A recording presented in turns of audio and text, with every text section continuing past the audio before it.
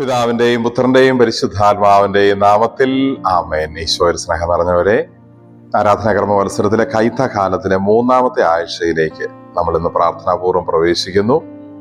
നമ്മളിൽ നിന്ന് നല്ല ആത്മീയ വിളവുകൾ, നല്ല ഫലങ്ങൾ ദൈവം പ്രതീക്ഷിക്കുന്ന ഈ കാലത്തിൽ ദൈവം ഇന്ന് നമ്മളോട് എന്താണ് ഈ ആഴ്ചയിൽ പ്രത്യേകമായി ഈ ഞായറാഴ്ചയിലൂടെ ആവശ്യപ്പെടുന്നതെന്ന് നമുക്ക് ചിന്തിക്കാം. ഈ ദിവസം കർത്താവിന്റെ കൂട്ടത്തിൽ നമുക്കായിരിക്കാനായിട്ട് പ്രത്യേകമായി ശ്രദ്ധിക്കാം. വിശുദ്ധ ലൂക്കാ അറിയിച്ച സുവിശേഷം 10-ാം അധ്യായം 38 മുതൽ 42 വരെ വാക്യങ്ങൾ ഈശോ മർത്തായുടെയും മറിയത്തിന്റെയും ഭവനത്തിൽ ചെല്ലുന്നതാണ് ഇന്നത്തെ സുവിശേഷം നമുക്ക് തിരുസഭയിൽ ധ്യാനിക്കാനായി നൽകിയിരിക്കുന്നത്.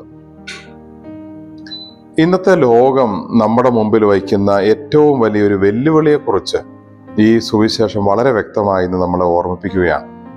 മർത്തായും മറിയവും 2 വ്യക്തികൾ, സഹോദരികളാണെന്ന് നമുക്കറിയാം. പക്ഷെ നമ്മൾ ആത്മീയമായ അർത്ഥത്തിൽ പ്രാർത്ഥനാ ചിന്തയിൽ ഇതിനെ കാണുമ്പോൾ നമ്മുടെ ഉള്ളിലെ 2 സാധ്യതകളാണ് മർത്തായും മറിയവും. എങ്ങനെയാണ് നമുക്കത് ആ രീതിയിൽ മനസ്സിലാക്കേണ്ടതെന്ന് ചിന്തിക്കാം. ദൈവവുമായുള്ള ബന്ധത്തിന്റെ സമയം പോലും ഉത്തരവാദിത്വങ്ങൾ ചെയ്യാനാണ് ഉപയോഗിക്കേണ്ടത് എന്നുള്ള വലിയൊരു പ്രലോഭനം ഈ കാലത്ത് ആളുകളെ, നമ്മുടെ എല്ലാ മനസ്സിനെ നന്നായി കീഴടക്കുന്നുണ്ട്. വൈകുന്നേരത്തെ പ്രാർത്ഥനയുടെ സമയങ്ങളും അതുപോലെ നമ്മുടെ ആത്മീയ അനുഷ്ഠാനങ്ങൾ, വിശുദ്ധ കുർബാന ഉൾപ്പെടെയുള്ള കാര്യങ്ങൾക്കും നമ്മുടെ ചില ജോലികൾ ചെയ്താൽ മതി, ഉത്തരവാദിത്വങ്ങൾ ചെയ്താൽ മതി, അത് തന്നെ ആരാധനയായി മാറിക്കൊള്ളും എന്നുള്ള ഒരു അല്പം അപകടം പിടിച്ച ചിന്ത നമ്മുടെ ഈ സമൂഹത്തിൽ വളർന്നു വരുന്നുണ്ട്. അതിനെ ഇന്ന് ശക്തമായി ഈശോ തിരുത്തി തരികയാണ് നമ്മൾ ഇന്ന് ഈ തിരുവചനത്തിലൂടെ കാണുന്നത്. ദൈവത്തിനുള്ള 1-ാം സ്ഥാനം മറ്റു പലതിനും കൊടുക്കുന്നതിൽ കുഴപ്പമില്ല എന്ന് തോന്നിപ്പിക്കുന്ന പല രീതിയിലും പ്രലോഭനങ്ങൾ വരാം. മർത്തായുടെയും മറിയത്തിന്റെയും വീട്ടിൽ ഈശോ ചെന്നപ്പോൾ ഈശോയുടെ പ്രാധാന്യം മനസ്സിലാക്കി മറ്റെല്ലാം മറന്ന് മറിയം ഈശോയുടെ പാദാന്തികത്തിലിരുന്ന് ഈശോ പറയുന്നത് കേട്ടു. മർത്തായാകട്ടെ ഒരു തരത്തിൽ നല്ല കാര്യമാണ്, വീട്ടിൽ വന്ന അതിഥിയായ ഈശോയെ ശുശ്രൂഷിക്കാൻ വേണ്ടി ഒരുപക്ഷെ അടുക്കളയിൽ കൂടുതൽ കാര്യങ്ങളിൽ ശ്രദ്ധിച്ച് ഈശോയെ കേൾക്കാൻ പറ്റാതെ പോയി ഓടി നടന്നതിനെ ഈശോ കുറ്റപ്പെടുത്തുകയും ചെയ്യുന്നുണ്ട്. മർത്ത, നീ പലതിനെക്കുറിച്ചും ഉത്കണ്ഠാകുലയായിരിക്കുന്നു, ഒന്ന് മാത്രമാണ് ആവശ്യം, മറിയം നല്ല ഭാഗം തിരഞ്ഞെടുത്തിരിക്കുന്നു, അത് അവളിൽ നിന്ന് എടുക്കപ്പെടുകയില്ല. നമ്മുടെ ഉത്തരവാദിത്വങ്ങൾ നമ്മൾ ചെയ്യേണ്ടതാണ്, നമ്മുടെ കടമകൾ, ജോലികൾ നമ്മൾ നിറവേറ്റേണ്ടത് തന്നെയാണ്.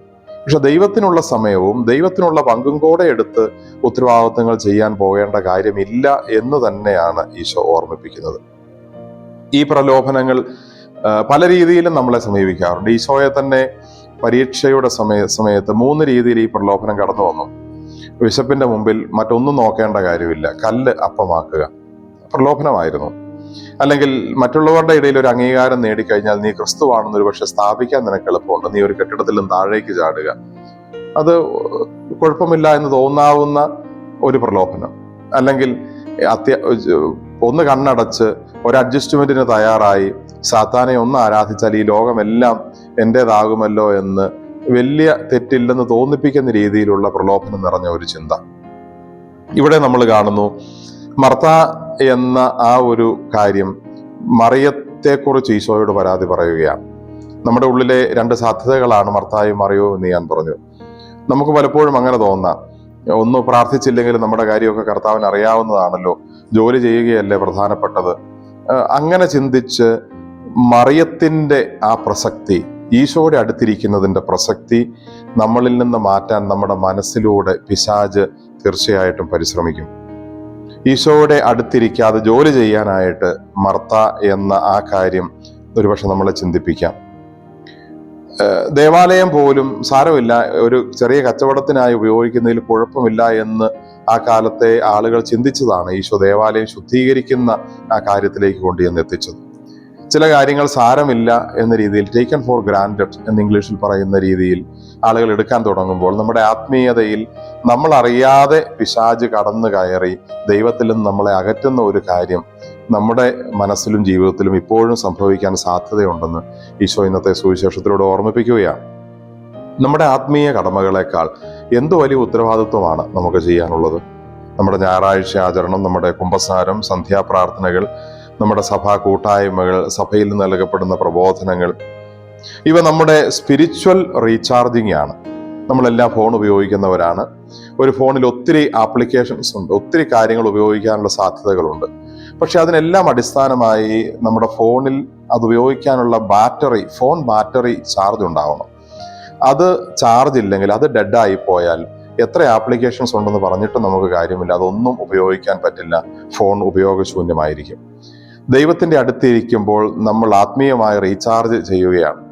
അത് നമുക്കില്ലെങ്കിൽ നമ്മൾക്ക് എത്ര സിദ്ധികളും സാധ്യതകളും മുമ്പിലുണ്ടെന്ന് പറഞ്ഞാലും ഒന്നും വേണ്ട വിധം ഉപയോഗിക്കാൻ കഴിയാതെ നമ്മളും ആത്മീയമായി മരിച്ചവരായി മാറുമെന്ന് ഈശോ ഓർമ്മിപ്പിക്കുന്നു. കർത്താവിന്റെ ഇരിക്കുക എന്നത് വളരെ പ്രധാനപ്പെട്ടതാണ്. മറിയം ഈശോയുടെ അടുത്ത് ഇരുന്നു. ഓടി നടക്കുകയാണ് മർത്തായെ പോലെ നമ്മളെല്ലാം. നമുക്ക് സ്വസ്ഥമായി ശാന്തമായി ഒന്ന് ഇരിക്കാൻ പറ്റുന്നത് തന്നെ, മനസ്സ് സ്വസ്ഥമാക്കി ദൈവത്തിലേക്കൊന്ന് നോക്കാൻ പറ്റുന്നത് തന്നെ വലിയൊരു കാര്യമാണ്.